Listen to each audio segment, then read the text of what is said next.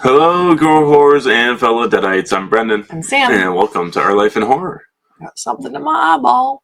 Oh no. We're doing a review. Yes, we are. We're reviewing Panic Room. Panic Room. It's called a panic room. What? A safe room. Castle keep in medieval times. My first time watch. Yeah. So this movie is a David Fincher film. It stars Jodie Foster, Kristen Stewart, Christopher Whittaker, Jared Leto. Yeah, sorry, I forgot to pull up the facts. I think that was it. I think I nailed it. Yeah, came out in 2002. Rotten Tomatoes is 76%, 6.8 on IMDb. Okay. Did I get the cast? Jodie Foster, Kristen Stewart, Forrest Whitaker, Jared Leto. Oh yes, and Dwight Yoakam. Yoakam. Yeah. Spoiler-free thoughts. I really enjoy this movie every time I watch it. I don't get too bored. I think all the characters are good for the most part. There's a sequence where my heart races every time. Like I noticed it the last time I watched it, and I noticed it this time, and I'm like, my heart's just pumping for this scene. I think it was extremely well executed.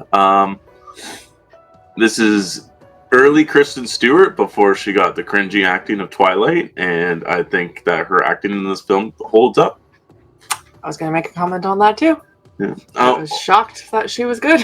Yeah. Also, the cinematography for this movie is insane. Mm-hmm. The camera movement. Yeah, it's constantly moving through the house when it shouldn't be able to do what it's doing. I know a lot of that was through CGI and stuff like that, but it looks so good. So this is like the question that's on everybody's mind is, what did you think about this movie, Sam? I actually really liked it. Yeah, I thought it was really good. Very tense. There was a scene where I was holding your arm, and then afterwards I was like, oh my god, was I squeezing his arm that whole time? Because like I was just like tensed up. Yeah. But I don't think I was. But my heart was racing. Yeah, acting was great. I was very impressed by Kristen Stewart, actually, because you're right. She goes through this phase. My sister and I were talking about this today. Okay. She went through this phase with Twilight, and Bella in the books is supposed to be very awkward, right? So I'm not sure if it was direction that put her in this position to be this awkward acting character. I don't know if she just does awkward really well, because then we watch Crimes of the Future and she plays this awkward person, and I'm like, oh gosh, is this just awkward or is this just Kristen Stewart? Like, I was very confused.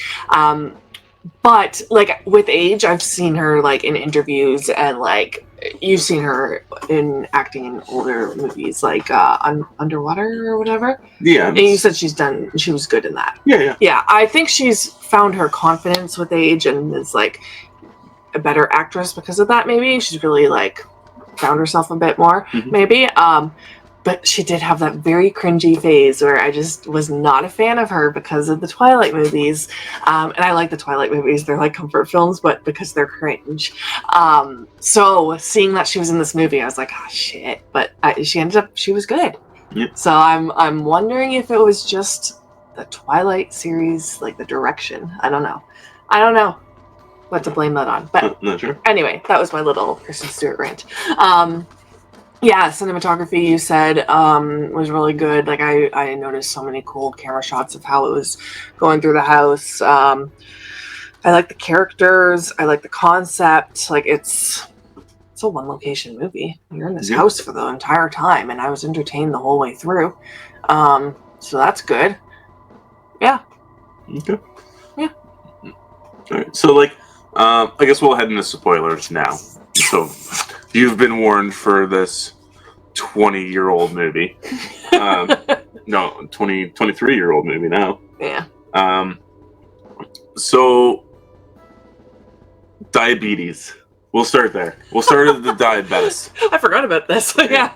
Because, like, in the past, like, we've watched stuff like South Park with Scott Malkinson, who has diabetes. He's the diabetic rage. Yes, and you've been like, oh, that's actually pretty accurate. And I'm like, oh, damn, I didn't think that they would be that accurate, but okay.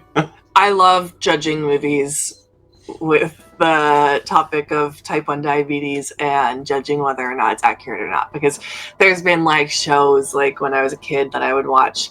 I've seen clips of this like on Facebook and stuff, and it would be like, oh, she's got high blood sugar, like you better give her some juice. And it's like, no, don't do that, you're gonna kill the girl. But like they just don't, they're not educated enough, right? So they get it wrong. This movie was pretty spot on. Oh, okay. Yeah, and I think a lot of my anxiety came from Kristen Stewart's character, because I know what a low blood sugar feels like, and it is not a good time. So I was super anxious when she was dropping, and you could see the sweat, you could see the shakes, like she was just getting worse and worse, and then she has that seizure. And I'm like, that's like the reality of something that could happen if you don't treat your low blood sugar, is you could have a seizure. I know someone that has had them before in his sleep. And yeah, you can go into a coma and die. Okay. So yeah, they nailed it with getting the glucogen, whatever the fuck it's called, the shot, the sugar shot. That was like something you're supposed to do, and then when she was getting the insulin needles and like getting ready to attack with them, my first thought was, I've Googled this. You can't kill a regular normie with insulin. Like, you could kill me with insulin, but I don't think I could kill you with insulin. Okay. Like with the shot. So I was like, where are they going with this? Like, because I don't think that's accurate. Correct me if I'm wrong, but I have Googled this before. You can't OD me with sugar? No, with insulin. Oh, okay. Insulin. Well, I don't think I could with sugar either. Your pancreas will just help you out, right? Oh, yeah, it's like you having a Coke. But then she didn't use it in that way. She was using it to stab him. Yeah. So I was like, okay, you got me there. I almost judged you, but you were factually correct throughout this entire movie, I would say. Oh, that's good. I was always wondering that. Yeah. And like, it's funny because you told me that she was diabetic before the movie started. So like I caught on to little things like when she was like having more Coke and her mom's like, no. And then she like tells her, okay, whatever.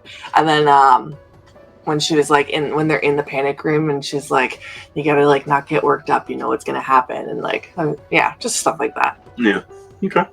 Yeah. So you had a scene of anxiety. Which scene was that for you? I think it was the very first scene of them getting into the room. When people got in? When people came into the house, and she's waking her up, throws water on her, and is like, they're trying to figure out where to go, kind of thing. Yeah, that gave me a lot of anxiety. But there were a few scenes. Okay. There's definitely a few scenes of like when they have to leave that room and do something. Yeah, the scene that always gets me is when she's getting the cell phone. Okay. Because it is such a short window.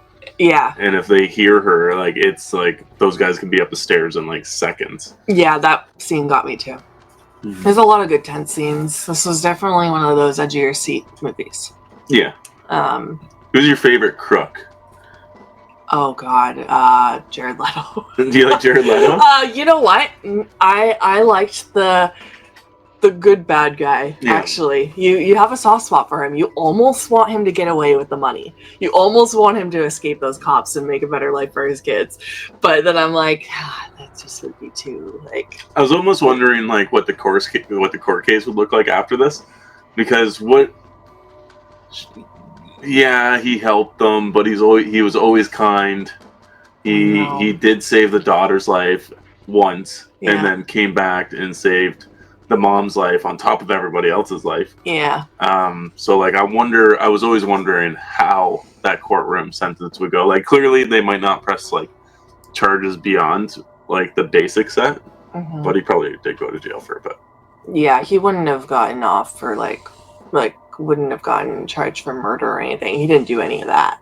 No. I feel like I gotta sneeze. But he's definitely my favorite. Jared Leto is the funniest though. Oh yeah. Yeah, I think this is like hot after Requiem for a Dream. Okay. Yeah. Like he's got like the cornrows in. He's definitely channeling early signs of Joker from Suicide Squad in this fucking movie. Not nearly as bad. Like this is actually a really good performance from Jared Leto. I really liked it. Yeah, I liked I liked the dynamics of all three of them. Like, there's the one that like you're scared of because like he doesn't give a fuck. Like, he'll kill whoever. And then there's Jared Leto, who's just funny but is like determined. And then there's the nice guy. Yeah. So I liked the characters a lot. Okay. And how do you feel about Raul?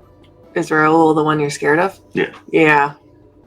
The bus driver. Apparently. Yeah, I don't know. He's just the one that you're kind of like, you don't want them to get too close to. Yeah. Yeah. He is kind of the let loose. And I was like debating back and forth that I had most of the day about whether or not like they should have given him more background.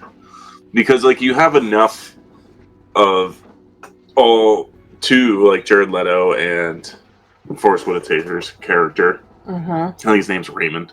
I can't remember exactly, but you have enough of that to sympathize or,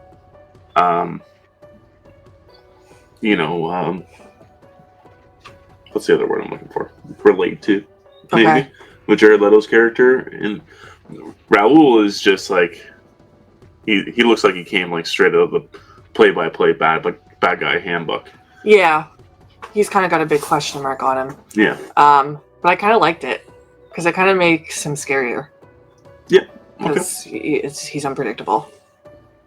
Whereas we know Jared Leto's character is like, I don't know, weird. Yeah, it's eccentric. Yes. Yeah, and then we know the other one's kind and isn't going to lay a hand on that kid. But then, like, he's a bit of a mystery. Mm-hmm. You know, even he's the one that's got the mask on the whole time. You don't see his face till the end. And he also wears gloves the whole time, too. Yeah.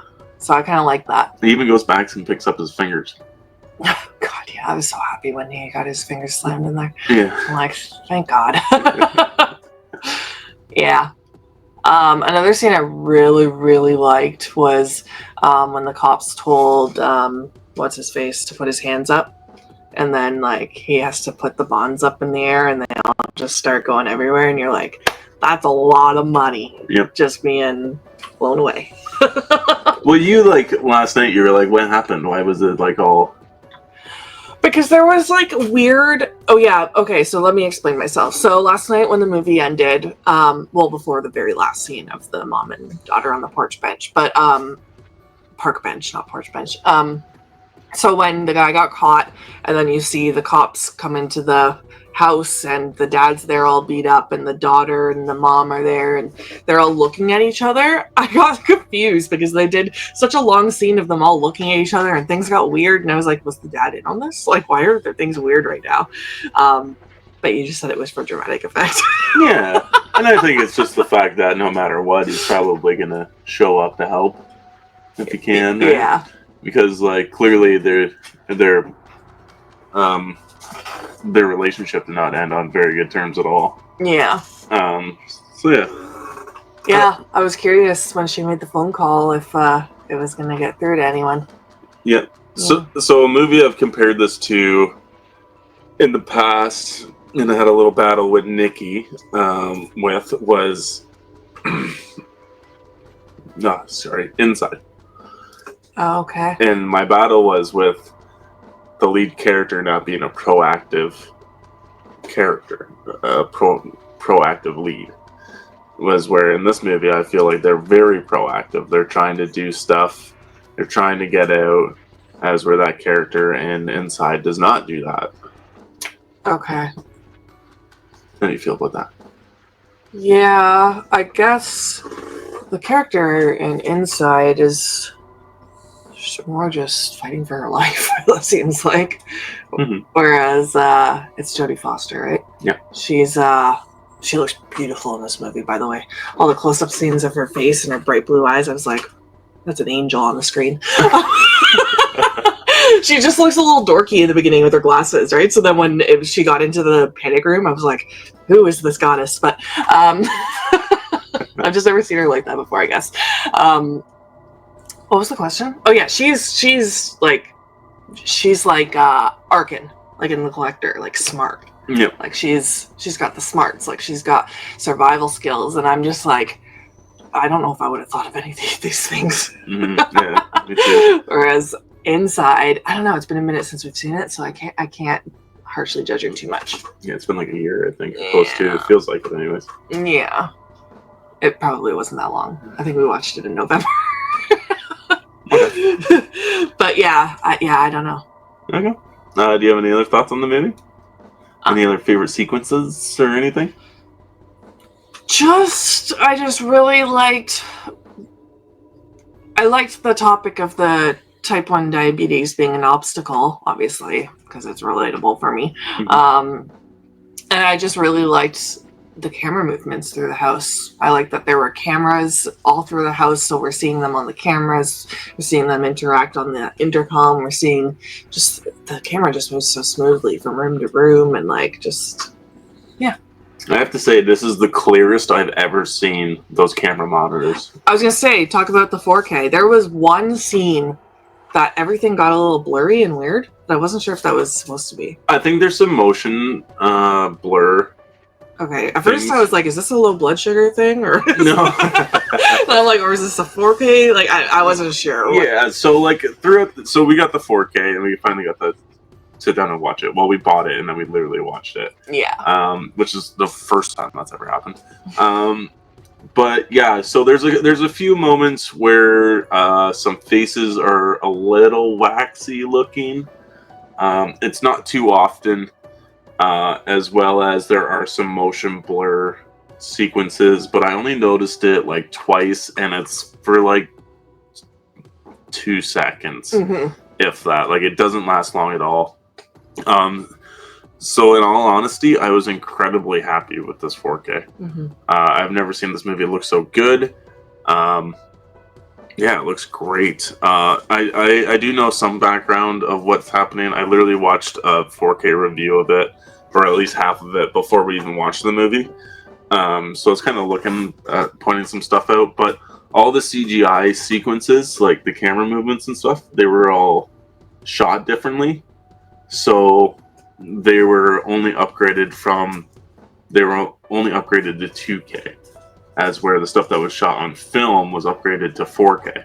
Okay. So there's a little bit of the mixing sequences going in there, and honestly, to me, I don't think it looked too bad. Like, there's this sweeping shot where it goes through the house and then it goes through the coffee pot handle. That's a CGI shot, but I honestly didn't notice anything. But there are a few sequences where that does happen. Okay. Yeah, and this is like a 3-disc set. It's loaded with special features. Yeah, you should have brought the Steelbook down. I know, I thought about it and then I didn't. Everyone's seen it by now. yeah. There's lots of reviews out. But this movie is getting a standard edition release in a few months. So if you did not get the Steelbook, don't worry. It is being re-released. Cool. What else was I going to say? So David Fincher. This is the same guy that directed Seven. He also directed Zodiac. How are you feeling now that you're probably 50-50 on David Fincher? I would definitely check out more. Okay, so the thing is, I haven't seen Zodiac since early 20s. Probably close to a decade. I enjoyed it then. Didn't like Seven. It was boring. But really enjoyed this one. What else has he done? Did he do Prisoners or no? No, but I can understand why you get that. It feels like it. Yeah, definitely. Okay, never mind. He did Alien 3. Okay, I haven't seen that. Which is probably won't. Plagued beyond belief. I probably wouldn't even show you that movie, the franchise, because I don't think you'd appreciate it whatsoever. Other than that, I don't know. Okay. Zodiac's like, I think, the last one I even know of him doing. Let me look some stuff up here quick. Yeah, because I'm curious to see what else he's done since then. I'm a huge David Fincher fan. I love David Fincher. Oh, Fight Club. I don't know what that is. I haven't seen it. Yeah, well, Rule 1 of Fight Club. I watched Gone Girl. Yeah, Gone Girl's fucking scary. I watched that a long time ago. I would watch that again. That's the one where she tries to frame him? Yeah. That movie is fucking terrifying. I forget the ending and everything, so I would watch that. She blackmails him. Okay, don't tell me. Oh, I'm gonna rewatch it. Oh, it's so fucking scary. I've never been so scared. Curious Case of Benjamin Button. I never watched that one. I did. I was watching that through a breakup, and I was just bawling through it. And I don't know if it was actually a sad movie or not. I don't remember. It was a long time ago, high school. Okay. The Girl in the Spider's Web. So that's the Girl in the Dragon Tattoo I haven't seen those. sequel. I haven't seen it either. I didn't have much interest. I watched the original, like Norwegian ones or whatever, the foreign ones, but I didn't watch any of the other ones. I was actually, I don't know why, the past couple of years I've been thinking about throwing it on, and I just haven't. Yeah, I would have to check out some more stuff, I think, before I say I'm a David Fincher fan. Okay. But I was a fan of this. What would you rate it? 4 stars. Okay. I honestly think this would be like a 4.5. Okay. Yeah. It would almost be a 5-star, but I think for me, rewatchability is a big thing. You say that, and then you put it on, and you get hooked right back in. Yeah, I probably would in a few years. Yeah, because I think I watched it last year. Okay. And yeah, I got hooked up right back in again. Yeah, I would almost give this a 5-star. I just need to sit on it more. Yeah. Yeah. That's fair. And that's going to bug me because I like to put it on Letterboxd. Well, that's exciting. And this is a movie that I was probably going to make you watch in our segment series, but I don't have to. Yeah. No, this isn't one you had to force me. You already convinced me. Yeah. Yeah. Oh, would you consider this movie horror? Yeah, good question. Is this a horror movie? Oh, you're asking me? Yeah. I thought you were asking the chat. No, I'm asking you. Oh, that's hard. We are reviewing it for our horror channel. I feel, I don't know. Okay. This is like definitely a thriller. I feel like it's got horror. I had nightmares last night. About this movie? Yeah, people in the house with guns. So I guess like it scared me. Yeah. Home invasion's scary because like that's the shit that actually happens, right? Yeah. Like how often do you get haunted by a fucking ghost? Watch, knock I on wood somewhere. Cupboards are gonna start moving. Yeah, exactly. Yeah. Yeah. What do you guys think of Panic Room? Do you guys consider it horror? Is this your favorite David Fincher movie? Let us know down in the comments. Yeah, and if not, what is? Yeah. Probably 7. Or Zodiac. There's a lot of fans of Zodiac. Yeah. But thanks for watching, guys. If you guys are a fan of horror, check out our channel memberships. Lowest tier is only 99 cents. We also do non-horror reviews on there if you sign up for the higher tier. Yes. And we do have a merch shop down beneath where you can check out some sweet designs that Sam made up. And thank you for watching. And always remember, Stay spooky.